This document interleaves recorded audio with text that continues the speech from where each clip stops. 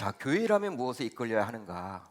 교회라면 무엇에 이끌려야 하는가? 이런 제목으로 하나님의 말씀을 증거하도록 하겠습니다. 지난주에 우리가 교회에 대해서 살펴봤는데 계속해서 이 사도행전 말씀을 통해서 교회에 대해서 한번 나누고자 합니다. 여러분들에게 한 가지 질문을 드리면서 오늘 말씀을 시작하려고 그래요. 어떤 질문이냐면, 만약 어떤 교회에 어렵고 가난하게 사는 사람이 있었습니다. 근데 이 사람은 장애를 가지고 있어요. 또 병이 있습니다. 그렇기 때문에 교회가 도와주지 않으면 그냥 굶어야 돼. 죽을 수밖에 없습니다. 누가 도와주지도 않고 하기 때문에. 그렇다고 칩시다. 여러분, 그런 상황 가운데 이제 교회 성도님들은 이런 가난한 자를 보고, 어려운 자를 보고 이제 구제헌금을 하려는 마음을 갖게 되었어요. 하나님이 주신 마음이죠. 누가 시켜서 한 것이 아니라 자발적으로, 야, 내가 형제를 도와야겠다, 자매를 도와야겠다, 우리가 돕지 않으면 누가 도와야 돼, 이런 마음을 하나님이 주셨기 때문에 이제 구제헌금을 자발적으로 하려고 했습니다. 그런데 결국 두 부류의 성도님들로 이제 교회가 나눠지게 되었어요. 이제 헌금을 막상 했는데 두 부류로 나눠지게 되었다는 거예요.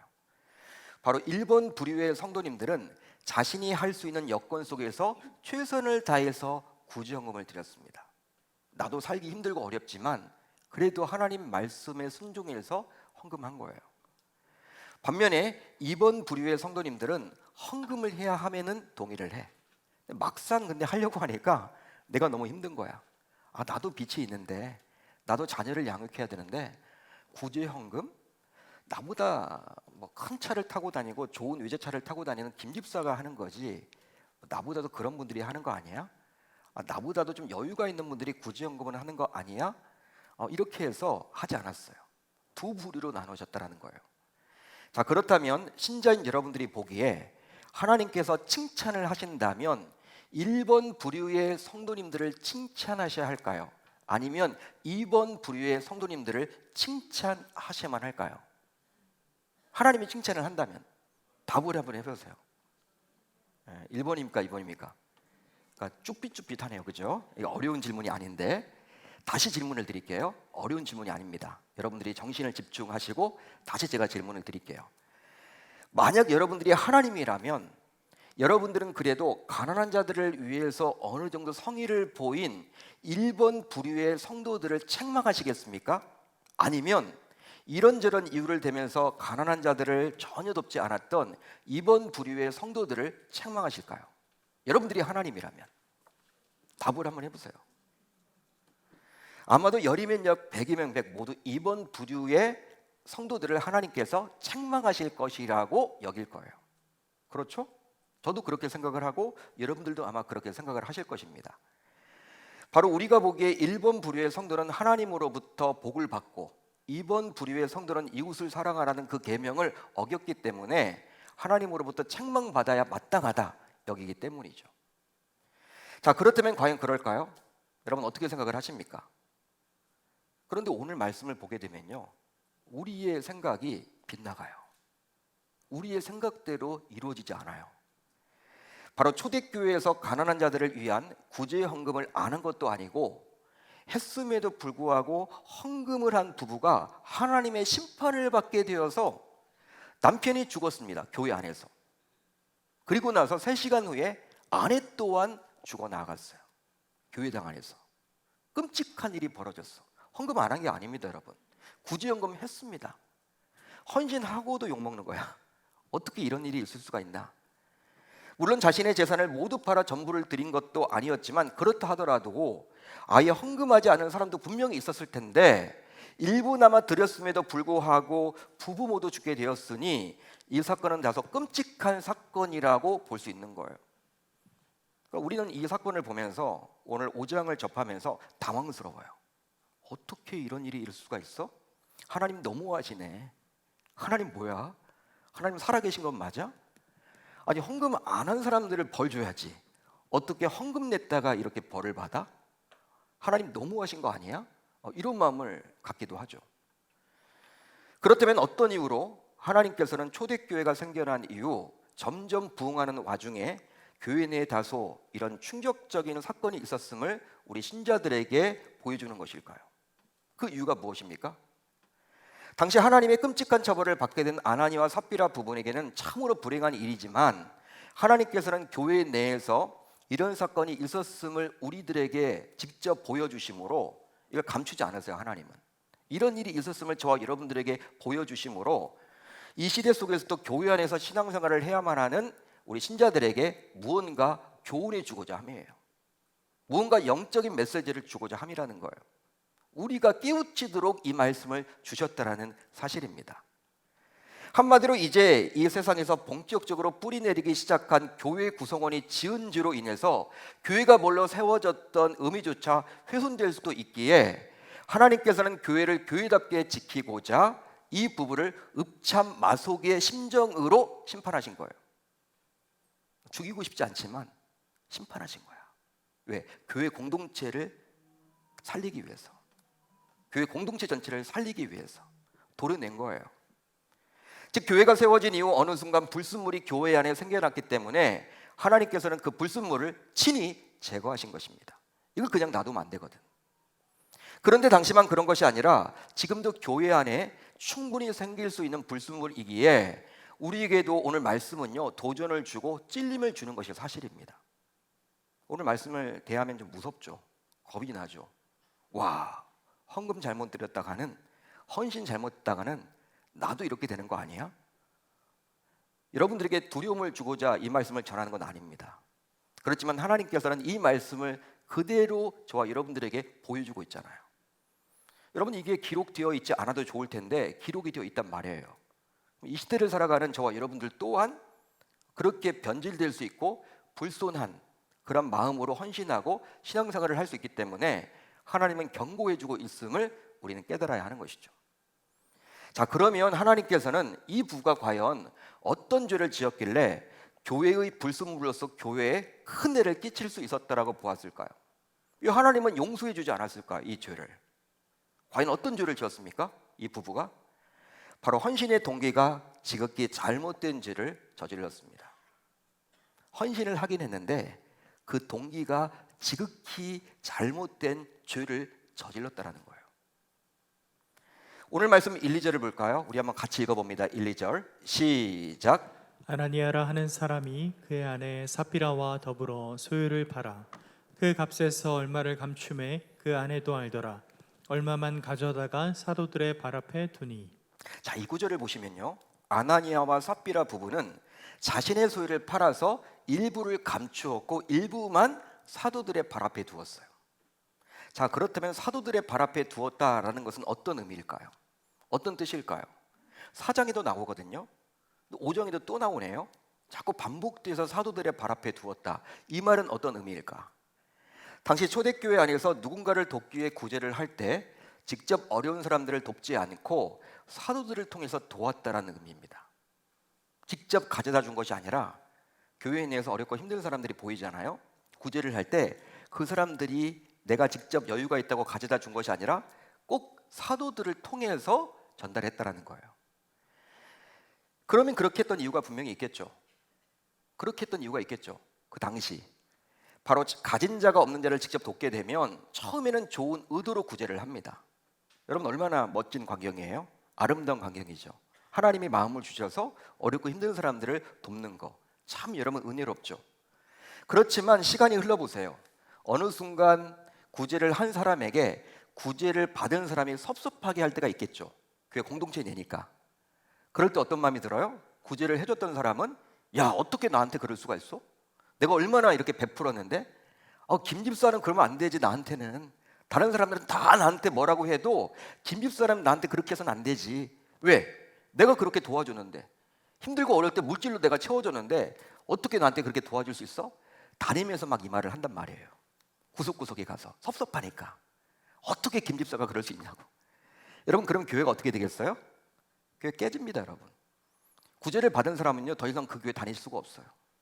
다닐 수가 없어. 창피해서. 여러분 도와줬다고 하는데 또 안 받았다고 할 수도 없잖아요. 그렇기 때문에 여러분들 막 이런 자기 이름이 여러분 구설수에 막 오르고 하면요 그 교회 더 다닐 수가 없어.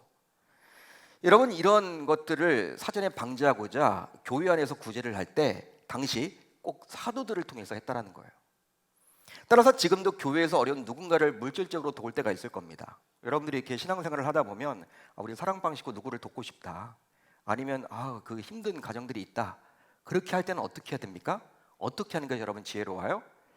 바로 교회 질서에 따라 교육자를 통해서 돕는 것이 가장 현명한 거예요. 직접 도우시면요, 탈이 납니다. 탈이 나중에. 왜냐하면 사람은 누구든지 어느 누군가를 돕게 되면 처음에 도왔던 선의가 시간이 흘러가면서 잘못된 방향으로 점점 변질이 돼요. 내가 도와줬는데, 여러분 신앙생활을 하다 보면요, 교회 내에서 이렇게 서로 관계를 맺다 보면요, 섭섭함이 느껴질 때가 있죠. 김 집사가 왜 그래 나한테? 이 말을 왜 나한테 하는 거야? 근데 그 사람을 내가 도와준 적이 있어. 그럼 여러분 더 섭섭해. 그분한테는 관계가 깨져버리는 거예요, 여러분들. 가만히 여러분 입을 다물고 그냥 구제만 하면 좋은데, 그게 아니라 또 말을 막 하고 다녀. 받았던 사람은요, 그 교회 있질 못해요. 교회 어려움을 여러분 당하는 거죠. 지금도 여러분 마찬가지예요. 누군가를 도울 때는요, 교회 질서를 따라서 교육자를 통해서 돕는 것이 현명하다고 볼 수 있는 거예요. 아무튼 이 부부는 자신의 소유를 팔았습니다. 이제 그 가운데 일부만 구제현금으로 드렸다라는 거예요. 그런데 3, 4절을 보세요. 오늘 말씀 3, 4절을 보시면 베드로는 아나니에게 이렇게 이야기를 합니다. 내가 땅값 얼마를 감추었느냐? 땅이 그대로 있을 때는 내 땅이 아니냐? 또 판 후에도 내 마음대로 할 수가 없더냐? 어찌하여 이 일을 내 마음에 두었느냐? 따져 물어요. 아니, 베드로가 지금 따져 묻습니다, 아나니아에게. 여러분, 만약 이 부부가 처음부터 자신이 팔았던 땅 전부가 아니라 일부만 구제현금으로 드리겠다라고 했더라면 베드로가 이렇게 따져 묻진 않았을 거란 말이에요. 소문은 지금 이미 전액을 다, 내가 이번에 땅을 팔아가지고 그 전액을 다 구제현금으로 드릴 거야, 성도들에게 다 말을 하고 다닌 것 같아. 그러다 보니까 베드로가 딱 보니까 그건 아닌 것 같아. 들어오는 거 보니까 이 금액이 크지가 않아. 베드로가 여러분 사도잖아요. 하나님의 여러분 능력을 받았잖아요. 모를 리가 없죠, 여러분들. 그렇기 때문에 따져 묻는 거야. 교회를 대표해서, 아니 아나니아, 너희 부부가 분명히 땅 팔아가지고 다 구제현금 쓴다고 했는데 어떻게 그거 맞는 거 맞아? 정확한 거 맞아? 그 판 거 다 이렇게 갖다 바친 거야 지금? 이렇게 지금 묻고 있는 거예요. 여러분, 그렇기 때문에 베드로 사도는 교회를 대표해서 이 아나니아에게 내가 땅값 얼마를 감추었느냐라고 묻는 거죠. 알고 하는 거예요, 여러분. 알고. 이미 알았던 거죠. 몰라지지 않았습니다. 감춘 걸 여러분 알았다라는 거예요, 이 베드로는. 자, 그렇다면 왜 이 부부는 자신의 땅을 팔아서 구제현금을 하려 했을까요? 여러분, 왜 이 부부는 땅을 팔아서 구제현금을 하려고 했습니까? 그 의도가 무엇입니까? 정말 가난한 자들을 돕기 위한 목적이 주된 이유였습니까? 하지만 오늘 말씀을 봐도 그 이유가 분명히 나와 있지 않기 때문에 이들이 헌신한 그 진정한 이유를 우리는 알 수가 없어요. 하지만 분명한 것은 문맥을 살펴보므로 우리는 이들이 헌신한 동기를 조금이나마 합리적으로 추론해 볼 수가 있습니다. 문맥을 보면. 실제 오늘 우리가 살펴본 5장은요 어떻게 시작을 합니까? 5장 1절을 보세요. 이렇게 시작을 하죠. 아나니아라 하는 사람이, 이렇게 시작을 합니다. 여러분들이 가지고 있는 성경을 보세요. 이렇게 시작을 합니다. 하지만 헬라어 성경을 보게 되면 이 아나니아 앞에 헬라어 데가 들어가 있습니다. 헬라어 데, 어떤 뜻입니까? 그러나. 개역개정 성경에는, 우리가 보고 있는 이 개역개정 성경에는 그러나가 빠져 있어요, 이 아나니아 앞에.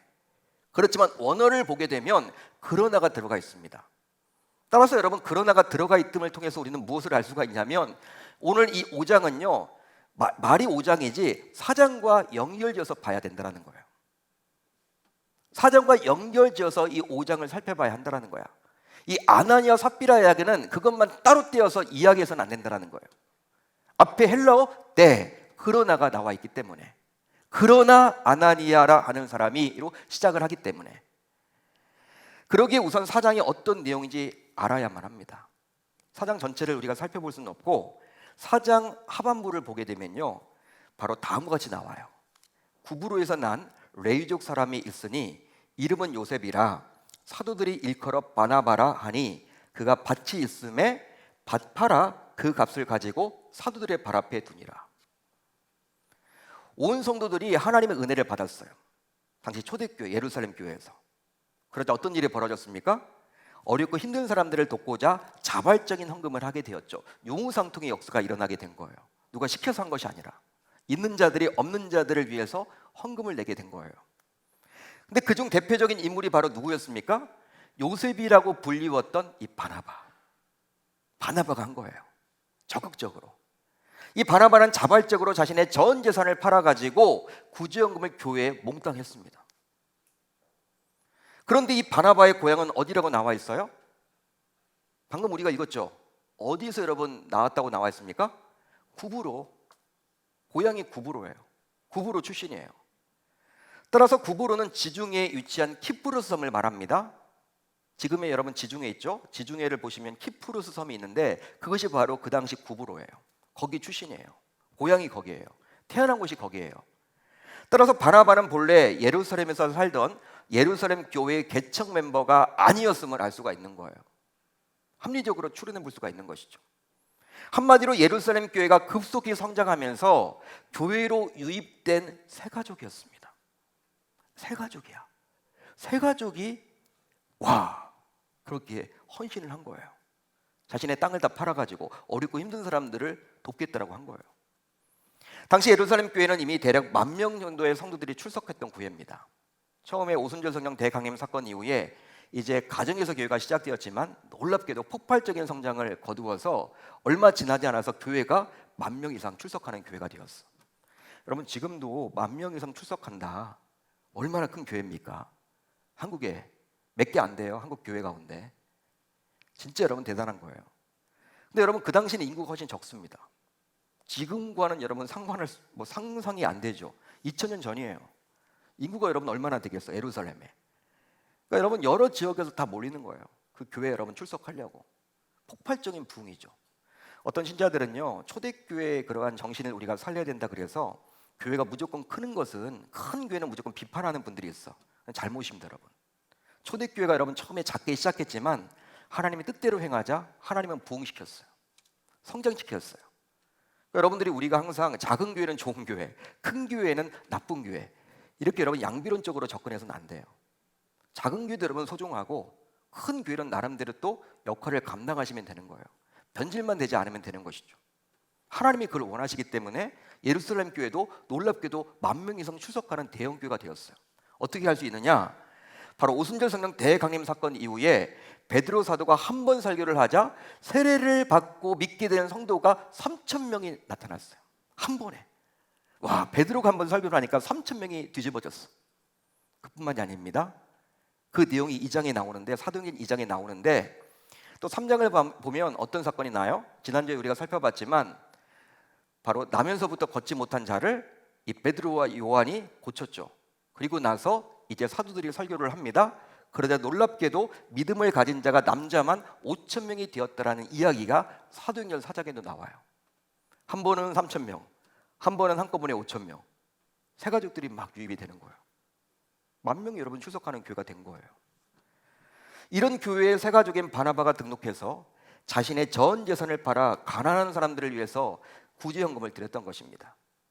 그러다 보니 온 교회의 관심이 온통 누구에게 쏠리게 되었어요? 이제 바나바에게 쏠리게 된 것이죠. 바나바가 누구야? 야, 어느 교구 새 가족인데 대단해. 전 재산을 팔아가지고 그 구제, 하나님이 주신 마음을 가지고 그렇게 했나 봐. 우리는 못하는데 참 대단하지? 사람들이 여러분 모일 때마다 그 얘기를 하는 거야. 자, 그렇다면 오늘 본문에 나오는 이 아나니아와 삽비라는 과연 어떤 사람이었을까요? 이 부부는 과연 어떤 사람이었을까? 성경학자들에 따르면 이 부부는 예루살렘 교회의 초기 교회 개척 멤버였을 것이라고 생각을 합니다. 예루살렘 교회의 초기 개척 멤버였을 것이라고 추측을 해요. 실제로 아나니아라는 이름은요, 하나님은 은혜롭다라는 뜻입니다. 그러니까 그 부모가 유대인이었겠죠? 여러분 예루살렘에서 대대로 살다가 유대교 여러분 심취해 있기 때문에 하나님은 은혜롭다, 아들 이름을 이렇게 진 거야. 그러다가 유대교에 심취해 있다가 어느 순간 그리스도의 복음을 듣고 기독교로 개종해서 예루살렘 교회의 개척 멤버가 된 거예요. 이 부부가. 따라서 이 부부는 예루살렘 교회를 가장 오래 다녔던 중직자라고 보실 수가 있습니다. 중직자 가정이다. 교회를 가장 오래 다녔다. 그렇게 여러분 합리적으로 추론해 볼 수가 있어요.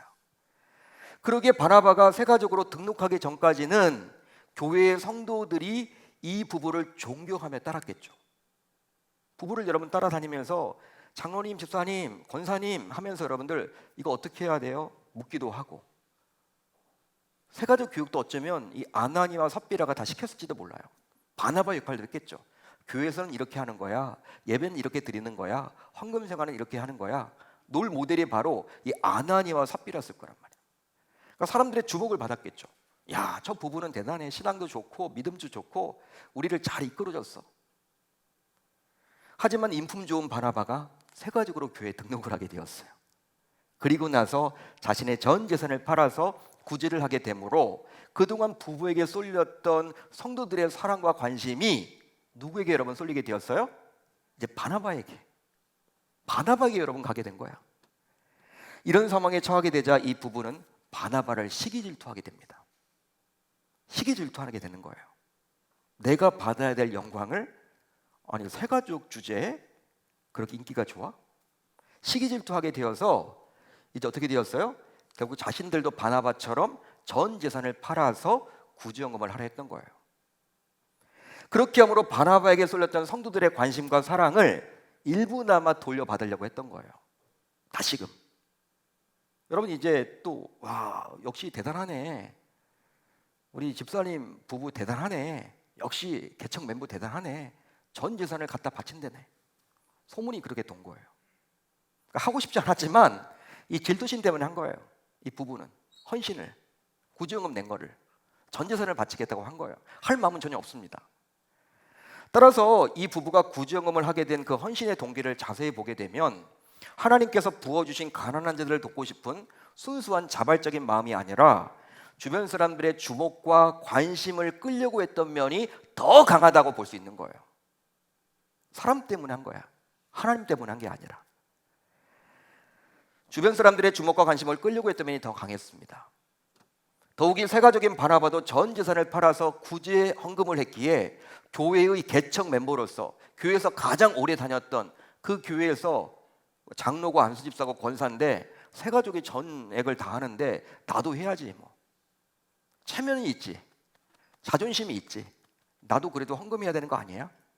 이런 마음으로 한 거예요. 여러분 이렇게 불순한 동기를 가지고 헌신을 하다 보니 어떤 탈이 납니까? 어떤 문제가 생겨요? 이 부부는 전 재산을 팔아서 구제연금을 하려고 했습니다. 처음에는. 하지만 아까운 마음이 든 거예요. 아까운 마음이 든 거야. 사람 때문에 하다 보니까, 내 체면 내세우다 하다 보니까 어우 나 빚도 갚아야 되는데, 나 자녀들 양육도 해야 되는데, 노후 생활도 해야 되는데 어떡할까? 아까운 마음이 드는 거예요. 하겠다고 해놓고. 그래가지고 결국 어떻게 됐어요? 자신의 임의대로 일부를 감추었죠. 소문은 소문대로 전액을 다 갖다 바친다고 다 소문을 내버리고 이제 여러분 안 하는 거예요. 몰래 감춘 거예요. 한마디로 하나님보다 사람을 더 의식하여 헌신을 하다 보니 그렇게 된 것입니다. 마태복음 6장을 보게 되면요, 우리 예수님께서 산상순의 말씀을 통해서 사람에게 보이려고 하는 세 가지 우리가 조심해야 될 것이 있다라고 이야기를 합니다. 우선 첫 번째 구제예요, 구제. 두 번째는 기도예요, 기도. 세 번째는 금식입니다, 금식. 여러분 사람이란 게 이 구제나 기도나 또 이 금식을 할 때는요 좀 내세우기를 원하는 게 있어요. 누구나 보편적으로 모든 사람이 그런 건 아니지만 교회 헌금을 할 때에도 이걸 드러내려고 하는 경우들이 있어요. 내가 뭘 이렇게 했다, 내가 얼마나 헌신을 했다, 내가 그 교회 건물을 지을 때 얼마 정도 헌신을 했다, 헌물을 했다, 또 누구를 도울 때도 여러분 내가 얼마를 도왔다, 내세우려고 하는 것들이 있어요. 기도도 여러분 그래요. 나는 하루에 3시간씩 기도한다. 나는 새벽 제단을 빠져본 적이 없다. 나는 몇 시간씩 기도한다. 금식하는 분들도 나는 40일 금식구들을 몇 번씩 했다. 이걸 여러분 막 자랑하는 분들이 있어요. 여러분 예수님이 그걸 모를까요? 그렇기 때문에 이 세 가지만큼은 사람에게 보이려고 하지 말아라. 분명하게 말을 해줍니다. 근데 오늘 말씀을 보게 되면 이 아나니아와 삽비라 부부가 사람에게 보이기 위해서 헌신했던 거예요. 구제연금에 딱 걸리는 거죠. 자, 그렇다면 하나님께서는 자신보다 사람을 더 의식하며 신앙생활을 하고 헌신하는 이런 행위를 왜 너무나도 악한 죄라고 여겼을까요? 여러분, 우리도 보통 그런 경우들 많이 있죠. 김 집사가 헌금을 얼마 했으면 나도 그 정도 해야 되지 뭐. 그래도 김 집사랑 뭐 같은 교회 비슷한 시기에 교회 등록을 했는데, 여러분 그런 경우들이 많이 있죠. 사람 때문에 여러분 하게 되는 경우들이 있죠. 어떤 교회에서 헌금을 이렇게 걷는 교회들이 있잖아요. 여러분 헌금을 거둘 때 자기는 헌금하기 싫었는데 자기 지금 5만 원짜리밖에 없는 거야, 지갑에. 그런데 옆에 딱 보니까 자기 나이벌 집사가 딱 그냥 10,000원을 내는 거야. 10,000원을. 자기도 10,000원 이상은 해야 될 것 같은데 10,000원짜리가 안 보이네. 그래서 5만 원 내고 나서 막 후회했다라는 분들도 있어요. 사람 때문에 하는 거야, 그런 분들은. 하나님이 그 헌금을 받겠습니까, 여러분? 예? 하나님이 받겠냐는 거야. 여러분 왜 그럴까? 우리는 여러분 종종 그런 일들이 많아요. 근데 하나님은 이것을 왜 악한 죄라고 여겼을까? 바로 신자인 우리가 하나님이 아닌 사람의 눈을 더 의식하여 신앙생활을 하고 헌신하게 될 경우 결국 하나님조차 속일 수도 있다라고 여기기 때문입니다. 결과적으로 이것까지 가는 거예요. 이 부분까지 가게 돼요. 사람 보고 헌신을 하다 보면 결과적으로 궁극적으로 하나님도 속이게 돼요.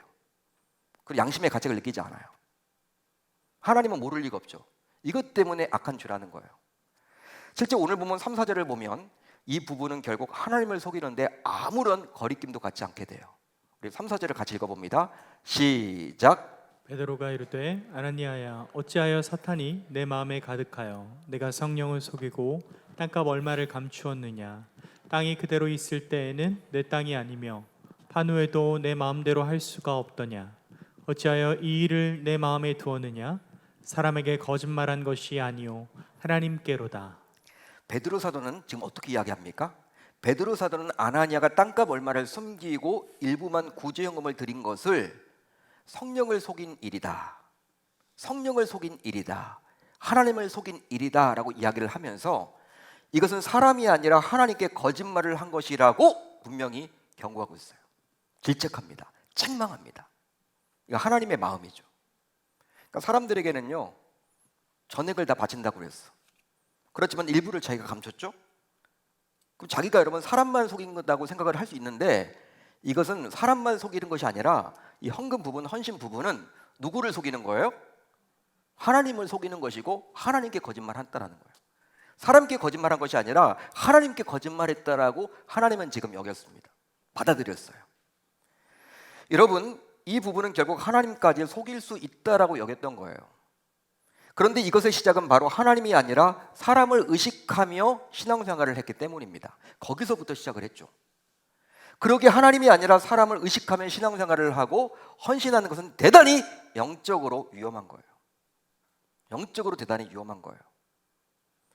물론 하나님이 아니라 사람을 의식하며 신앙생활을 하면서도 또 헌신하면서도 입으로는 하나님을 믿는다라고 이야기를 합니다. 하나님 때문에 하는 거죠. 진짜는 사람들 때문에 하지만 입술은 열어서는 내가 하나님 때문에 헌신한다, 봉사한다, 헌금했다 그런 이야기를 다 해요.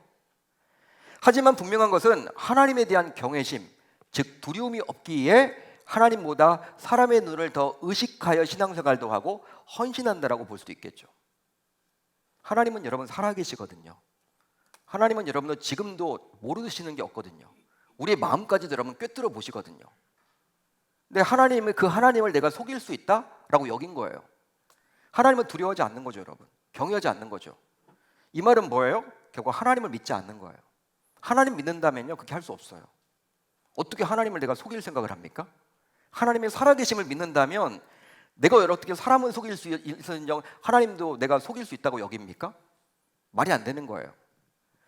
여러분 그렇기 때문에 엄밀하게 말하면 하나님보다 사람을 더 의식하며 신앙생활을 하고 헌신하는 사람은 하나님을 믿지 않는다고 볼 수 있습니다. 믿는 사람은 그렇게 행동하지 못하죠. 그러기에 하나님을 믿지 않기에 하나님을 속일 수 있다라고 여기는 거예요.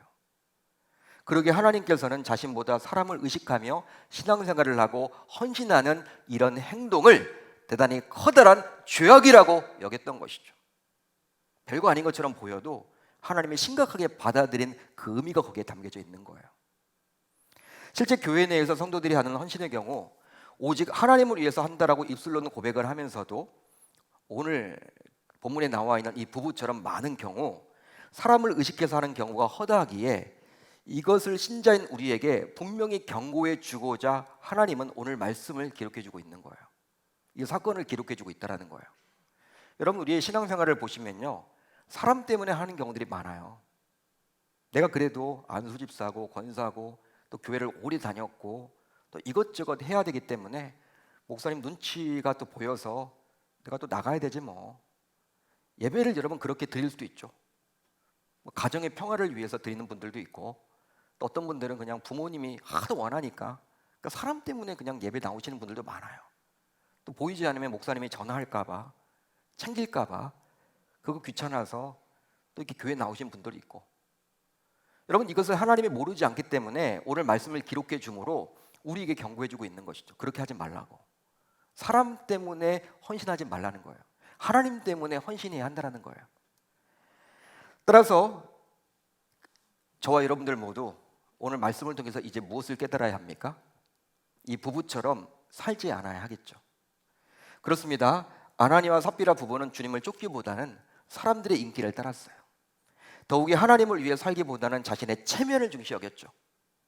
한마디로 신앙생활을 하면서 자신의 자존심을 중시 여겼습니다. 내 자존심, 내 체면. 따라서 이 시간 신자인 우리도 가슴에 손을 얹고 오늘 말씀에 나온 부부처럼 신앙생활도 하고 행위나 헌신도 하고 있지 않은지 자신의 신앙을 면밀히 점검할 수 있어야 할 줄로 믿습니다. 점검 결과 아나니와 삽비라 같은 모습이 조금이라도 보인다면 오늘이 하나님께 회개할 수 있는 마지막 기회임을 저와 여러분들은 기억하시고 회개하고 돌아갈 수 있어야 하는 거예요. 미루지 마세요, 여러분. 하나님은 이거 용서받을 수 없는 가장 싫어하는 죄악 가운데 하나가 바로 외식하는 거예요. 하나님 때문에 한다라고 이야기하면서 교회 사역을 사람에게 보이려고 하는 이 외식. 바리새인들이 그렇게 질책을 받았던 게 이런 모습이에요. 하나님은 여러분 토하고 싶어 하세요. 이런 분들은. 우리에게도 여러분 그런 모습이 행여나 있지 않은가. 이 부부처럼. 더욱이 혹시 여러분들 가운데 교회를 오랫동안 다녔고 교회를 잘한다라는 중직자라는 이유로 정말 교회에 등록한 지 얼마 되지 않은 그 새 가족들이 자발적이고 적극적으로 교회를 위해서 몸으로 또 물질로 헌신을 하려고 할 때 하지 못하게 딴지를 걸지 않았는지 점검해 보셔야 돼요.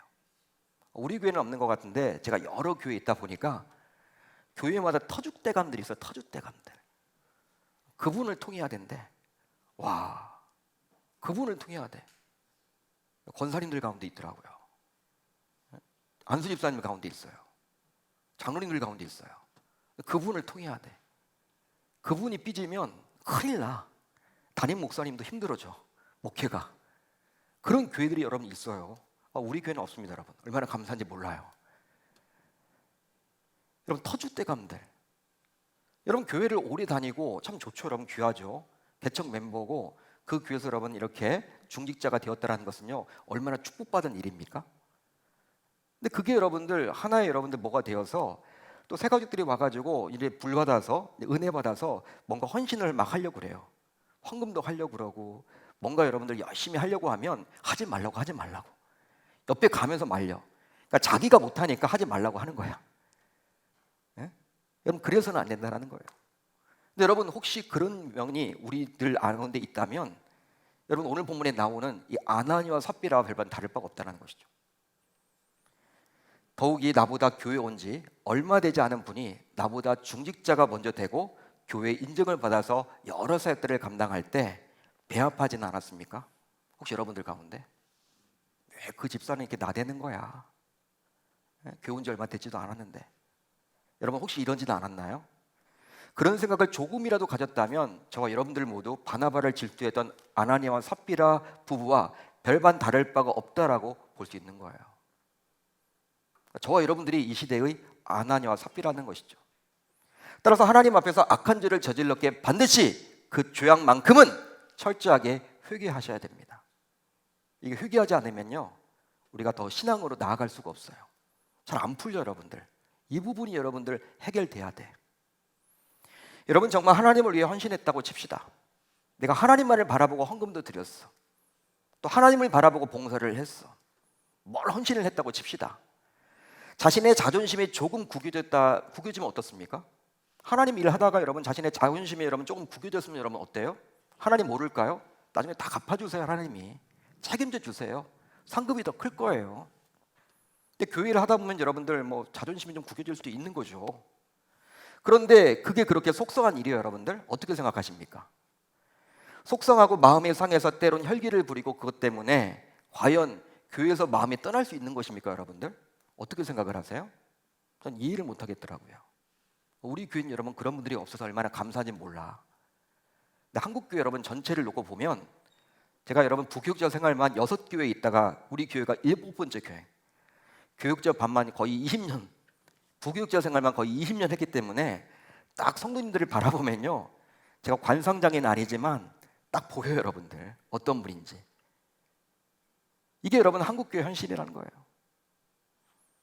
하나님을 믿고 그 하나님만을 바라보고 헌신한 자라면 결코 그럴 수는 없는 거예요. 결코 그럴 수는 없습니다. 이제 우리 교회가 여러분 이제 주변의 재건축, 재개발 때문에 이제 향후 몇 년 후에는 많은 새가족들이 올 거예요. 새가족들이 오는 게 중요한 게 아니야. 이 교회 잘 정착을 해야 돼요. 근데 우리 교회 이제 여기 계신 분들, 오늘 말씀 듣는 모든 분들은 터줏대감이 되지 마셔서 그분들을 오히려 잘 섬기셔서 그분들이 새가족들이 뭘 하든지 이제 이단이 아니라면 또 사이비만 아니라면 뭐든지 적극적으로 하려고 할 때 오히려 도와줄 수 있는, 그래서 그들이 잘 정착할 수 있도록 우리가 해야 할 줄 저는 믿습니다. 우리 교회가 그런 교회가 되었으면 좋겠어요. 그렇다면 아나니아와 삽비라 부부가 처음부터 하나님이 아닌 사람을 의식하며 신앙생활도 하고 헌신도 했을까요? 여러분 어떻게 생각을 하십니까? 처음부터 하나님이 아니라 사람을 바라보고 헌신했을까요? 이 부부가? 결코 그렇지 않았어요. 이것을 알려면 예루살렘 교회가 처음에 어떻게 생성되었는지를 알아야만 합니다. 자, 사도행전 2장 4절을 볼까요? 우리 한번 같이 읽어봅니다. 2장 4절 시작. 그들이 다 성령의 충만함을 받고 성령이 말하게 하심을 따라 다른 언어들로 말하기를 시작하니라. 자, 이 구절은 마가의 다락방에 모였던 주의 문도들이 오순절 성령이 임하게 된 이후 그곳에 있던 자들의 모습이라 할 수 있어요. 잘 보세요. 그들이 다 100% 성령의 충만을 받았다는 거예요. 소외된 자가 하나도 없었다는 거예요. 저는 우리 교회가 그런 교회가 되었으면 좋겠어요. 은혜를 받을 때 모든 분들이 다 받았으면 좋겠어요. 그게 여러분 담임 목회자의 꿈이겠죠. 목표겠죠. 예배를 드릴 때 누구는 은혜 받고 돌아가고 누구는 허전하게 돌아가면 안 되잖아요. 모든 분들이 은혜 받고 돌아가기를 저는 소망해 봅니다. 아무튼 그렇게 은혜를 받았단 말이에요. 성령 충만하게 되었단 말이에요.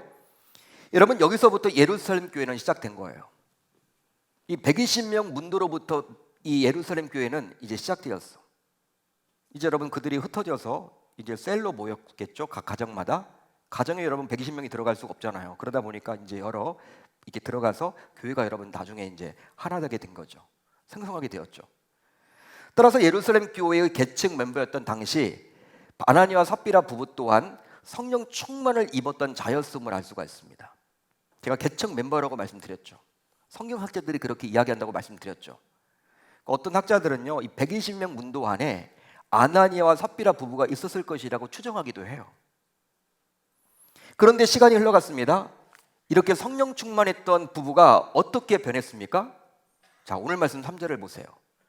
베드로 사도는 아나니아에게 이렇게 이야기를 하죠. 베드로가 이르되 아나니아야 어찌하여 사탄이 내 마음에 가득하여 내가 성령을 속이고 땅값 얼마를 감추었느냐.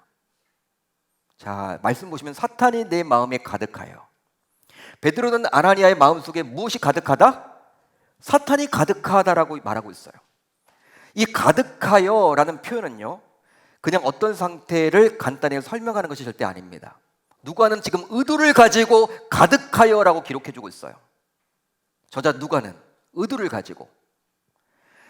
여러분 바로 앞에서 잠시 살펴봤던 초대교회 개척 멤버였던 이 부부가 성령이 충만했는데 이 충만하여와 같은 단어라는 거예요. 우리나라 개역개정 성경을 보게 되면요, 충만하여, 가득하여 다른 단어죠.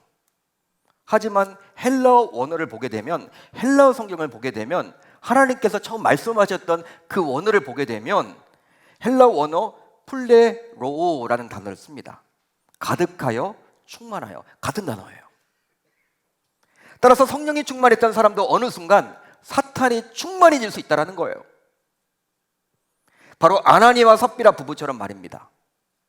아나니아 삽비라 부부가 처음에는 성령 충만했던 사람이었지만 어느 순간 사탄 충만한 사람으로 변했다는 거예요. 그걸 지금 드러내주고 있는 거예요. 누가는 지금 그것을 딱 보여주고 있는 거예요. 저와 여러분들에게. 즉 성령이 충만하여 하나님의 말씀에 철저하게 순종했던 자도 어느 순간 사탄에 충만하게 되어서 하나님의 말씀이 아닌 세상이 원하는 방향을 따라간다는 것이죠. 여러분, 저는 오늘 이 아나니아 삽비라 부부의 변화된 모습을 보면서 참으로 두려운 마음이 들었어요. 무서운 마음이 들었어요. 두렵더라고요. 바로 교회는 구성원인 우리 신자들이 성령 충만하거나 행여나 아니면 사탄 충만하냐, 이것에 따라서 우리가 속한 이 교회가 성령의 이끌림을 받은 교회가 될 수도 있고 사탄의 이끌림을 받는 교회도 될 수 있음을 깨달았습니다. 여러분, 성령의 이끌림을 받은 교회는 많이 들어보셨죠? 들어보셨죠? 사탄의 이끌림을 받는 교회가 되면 되겠습니까? 그런 교회가 될 수도 있다는 거예요. 왜? 교회 구성원인 저와 여러분들이 사탄 충만하면 그렇게 되는 거예요. 무서운 이야기죠. 하지만 교회는 주님의 피값으로 세워졌기에 반드시 성령의 이끌림을 받아야 할 줄로 믿습니다. 믿습니다. 그게 하나님이 원하시는 방법이죠. 뜻이죠. 의도죠. 교회는 성령의 이끌림을 받아야 되는 거예요. 따라서 교회 구성원인 우리 모두 언제나 성령 충만할 수 있어야 하는 거예요. 그러기에 한 번 성령 충만하고 나서 그것을 끝내서는 절대 안 됩니다. 절대로 안 돼요. 즉 성령이 충만하다는 것은 계속 진행형으로 있어야 되는 거예요. 이 말은 오늘 내가 성령 충만했다고 해서 내일도 오늘 성령 충만한 그 힘으로 살아낼 수 없다라는 의미입니다. 어떻게 설명하면 좋을까요? 이것은 마치 오늘 밥 먹은 힘으로 내일도 살아낼 수 없다라는 것과 같은 것이죠. 내일 되면 우리가 또 밥을 먹어야 돼.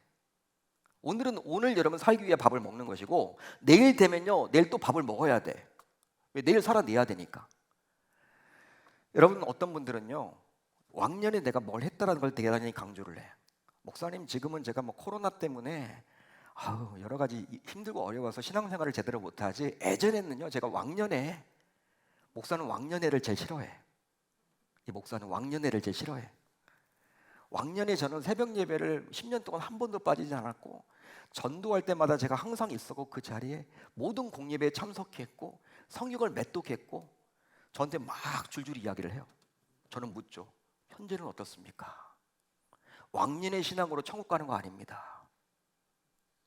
그때는 그때고 지금이 중요해요. 어떤 권사님들은요, 우리 자녀들이 예전에 신앙생활을 잘했다는 거야. 뭐 중고등학교 다닐 때, 청년 때는 그렇게 열심히 했는데 지금 안 다닌다는 거야. 뭐 안 다니는 거지. 그걸 굳이 강조를 해. 상관없어요, 여러분. 지금이 중요해요, 지금이. 지금 여러분 내 믿음으로 천국 가고 지옥 가는 거지. 왕년에 여러분 뭘 했다? 하나님은 그거 여러분 인정하지 않아요. 훈장 인정하지 않아요. 여러분 그것으로 여러분 살면 안 돼요. 오늘 밥 먹은 것은 오늘 힘을 얻는 거예요. 내일 되면 내일 또 밥을 먹어야 돼. 여러분 그렇기 때문에 우리는 성령 충만하기 위해서 몸부림쳐야 돼요. 이 아나니아와 삽비라도요 성령 충만을 받았죠. 초창기 멤버였으니까. 어떤 학자들은 120명의 문도 가운데 한 명이었다라고 추측을 하니까. 그렇지만 그런 그가 시간이 점점 지날수록 변질된 거야. 교회는 열심히 다닙니다. 여러분 중직자가 돼 있네. 교회에서는 터줏대감으로서 여러분 인정도 받아왔네. 근데 어느 순간 사탄 충만이 된 거예요. 하나님은 지금 경고해주고 있죠. 너는 왜 성령 충만해야지 사탄 충만하냐. 하나님은 지금 경고해주고 있어요. 이 시대를 살아가는 저와 여러분들 마찬가지예요. 성령 충만에는 여러분 ing 항상 진행해야 돼. 우리가 예전에 여러분 뭘 했다 그때 여러분 그걸로 여러분 정말 간직하시고 좋은 거지만 그걸 여러분 내 신앙이 다 보장되는 게 아니라는 거예요. 여러분 그래서일까요? 바울은 에베소서 5장에서 다음과 같이 분명히 말씀해주고 있습니다. 술 취하지 말라. 이는 방탕한 것이니 오직 성령으로 충만함을 받으라. 할렐루야. 할렐루야. 여러분, 이 말이 어떤 의미인지 아세요? 우리나라 성경을 보면요, 이 말이 그냥 무슨 말인가, 성령 충만해야 되구나 이렇게 깨닫게 되는데, 원어를 보면 놀라워요. 헬라 원어를 보면 성령이 가득 차서 너희를 지속적으로 끊임없이 주관하도록 하라. 천국 가는 그날까지, 우리 주님이 부르심을 받는 그날까지 성령의 이끌림을 끊임없이 받도록 해라, 그 말이에요. 따라서 성령 충만은 일시적이거나 단회적인 행위로 그쳐서는 결코 아니 됩니다. 그러기에 신자인 우리는 매일매일 말씀 훈련과 기도 훈련을 밥 먹고 잠자는 것처럼 습관해야 돼. 예수님이 여러분들 새벽에 일찍 일어나셔서 한적한 곳에 가서 매일 기도하셨어. 공생의 사역을 여러분 하시면서 매일 기도하셨다니까. 몰아서 기도 안 했어요. 어떤 분들은 몰아서 기도하는 분들이 있어. 물론 몰아서라도 하면 여러분 다행이지만 문제가 생길 때만 하는 분들이 많아. 그게 아쉽더라고. 예수님이 여러분들 기도가 필요 없는 그분이 우리에게 친히 본인을 보이고자 그렇게 하신 거예요. 여러분, 교회가 왜 새벽 기도회가 있습니까? 매일 시작을 기도로 시작하라는 거예요. 말씀으로 시작하라는 거예요. 여러분, 뿐만 아니라 왜 금요성령 집회가 있습니까? 또 왜 수요 예배가 있습니까? 우리가 세상에서 넘어지잖아요. 그러니까 오늘 은혜 받았다고 해서 여러분 내일 또 가보세요. 또 넘어지죠. 3일을 못 버텨. 작심삼일이 될 때마다 수요 예배에 나와서 은혜 받고, 또 작심삼일이 될 때마다 주일날 은혜 받고, 또 작심삼일이 되려고 하는데 주일날 은혜 받고, 또 새벽에도 나오시고 해서 우리가 항상 성령 충만을 유지할 수 있도록 몸부림쳐야 한다는 거예요. 저와 여러분들 모두 이제 매일 말씀 훈련과 기도 훈련을 정말 밥 먹는 것처럼, 또 잠자는 것처럼 습관화해서 항상 성령 충만하도록 힘써야 할 줄 우리 주님의 이름으로 축원합니다. 축원합니다. 그렇게 살아감으로 이 땅에서 정말 멋진 그리스도인으로서 성령 충만하게 됨으로 말미암아 우리 계명교회를 뿐만 아니라 우리 한국교회 전체가 성령의 이끌림을 받는 교회가 되었으면 좋겠습니다. 여러분들이 성령 충만하지 않으면 이 교회는 사탄의 이끌림을 받는 교회가 될 수밖에 없어요.